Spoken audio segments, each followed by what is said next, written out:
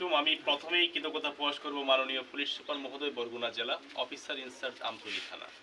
আমি একটি কথা সবসময় আসলে বলি, সেটা হচ্ছে যে আপনারা দেখেছেন যে গত 3 বছরে বাংলাদেশের প্রত্যন্ত অঞ্চলে আমরা বিভিন্ন দুর্নীতি বিরোধী সমস্যা, নারীদের সমস্যা, বিভিন্ন জমি জমা সমস্যা নিয়ে আমরা কাজ করেছি এবং এই কাজে যতটুকু সফলতা আমরা অর্জন করতে পেরেছি সকল কৃতিত্বই বাংলাদেশ পুলিশের। কারণ যখনই বাংলাদেশ পুলিশ আমাদের সাথে একটি মানবিক কাজে ওনারা অংশগ্রহণ করে, তখনই সেই বিষয়টা আমরা সফলতা অর্জন করতে পারি। আমি একটি কথা সবসময় বলি যে বাংলাদেশ পুলিশ আমাদের গর্ব, আমাদের অহংকার। আজকেও বাংলাদেশের এই সংকটময় পরিস্থিতিতে আজকে আমাদের বরগুনা জেলা পুলিশ সুপার মহোদয় এবং অফিসার ইনচার্জ আমাদের সাথে বাংলাদেশ পুলিশের জননন্দিত একজন নিবেদিত প্রাণ এএসআই রফিক ভাই আমাদের সাথে অংশগ্রহণ করেছেন একটি মানবিক কাজে। আসলে আমাদের চাওয়াটা কি? আমরা চাচ্ছি যে যে বিষয়গুলা মামলার প্রয়োজন নেই, সামাজিকভাবে শেষ করার সুযোগ আছে, ন্যায়ের পক্ষে কথা বলার সুযোগ আছে, সেই বিষয়গুলা মামলা না করেই সমাধান হবে। আর যে বিষয়গুলা মামলা ছাড়া কোনো অপশন নেই, যেমন একটি ধর্ষণ হয়েছে, সেটা কিন্তু আপোষের কোনো সুযোগ নেই, সেটা আমরা মামলার প্রতি শ্রদ্ধাশীল, সেটা মামলা করেই সমাধান আসুক। আইনানুগভাবে ওই অপরাধীর বিরুদ্ধে দৃষ্টান্তমূলক শাস্তি আমরা দাবি, সেটাও আমরা কামনা করি। একটা মার্ডার হয়েছে, খুন হয়েছে, সেটা আপোষের কোনো সুযোগ নেই। কিন্তু আজকের যে বিষয়গুলি, সেগুলি কিন্তু আমরা সামাজিকভাবে শেষ করার সুযোগ আছে।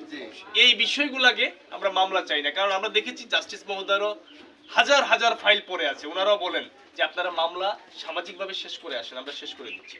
সেই জায়গা থেকে আমি দেশ এবং বিদেশ থেকে যারা আমাকে দেখছেন, আমার এই আইডির সাথে রাষ্ট্রের বিভিন্ন এসপি মহোদয় আছেন, সচিব মহোদয় আছেন, রাষ্ট্রের সর্বোচ্চ কর্মকর্তারা আছেন, আমরা ছোট মানুষ যারাই আমাকে দেখছেন, আমি বলবো আজকের বিষয়টি আমরা যে বাদী দুলাল আমাদের সাথে উপস্থিত আছেন এবং বিবাদী মঞ্জুর যিনি, ওনার সাথে আমার কথা হয়েছে, দুজনই আগামী একটি তারিখে দুজনের কাগজপত্র নিয়ে আমাদের টেবিলে, আমাদের সংস্থায়, আমাদের অফিস ওনারা বসবেন।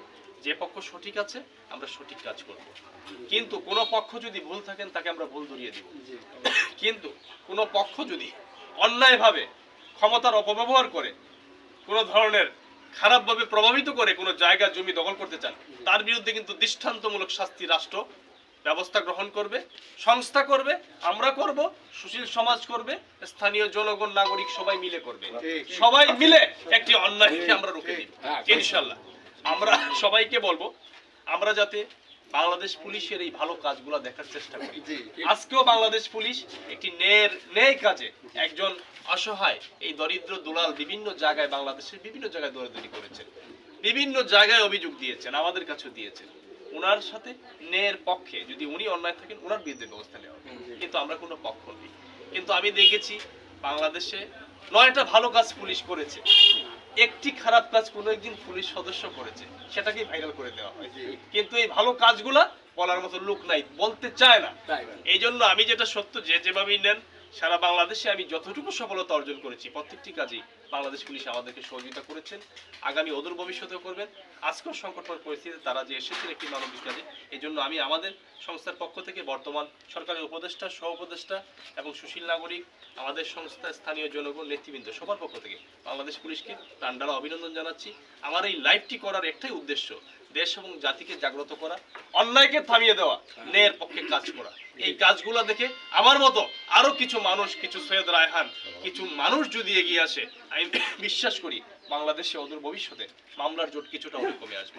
কিন্তু কোনো অন্যায়কারী কোনোভাবে যদি অন্যায় করে এখানে প্রভাবিত করে এই দুলালকে কোনোভাবে এখানে ক্ষতিগ্রস্ত বা ওনাকে মারার যে হুমকি দেওয়া হয়েছে, উনি বললো যদি সেটা সঠিক হয়ে থাকে তার বিরুদ্ধে রাষ্ট্র সর্বোচ্চ ব্যবস্থা নেবে।